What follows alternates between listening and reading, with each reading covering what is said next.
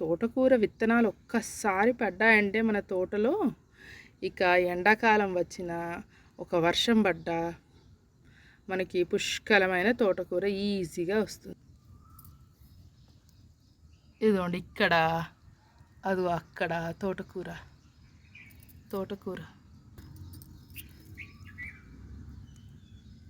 ఇదిగోండి ఇది ఇంకో చోట తోటకూర.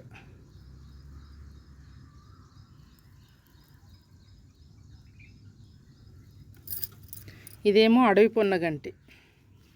ఇది కూడా తింటారు, కొంతమంది తినరు, అంటే చాలామంది తినరు, కొంతమంది తింటారు, కానీ చాలా టేస్టీగా ఉంటుంది. ఇది కూడా తినేదే, ఇది కూడా అడవి పొన్నగంటి అంటారు. చూసారా చిక్కుడు, వర్షం పడగానే చక్కగా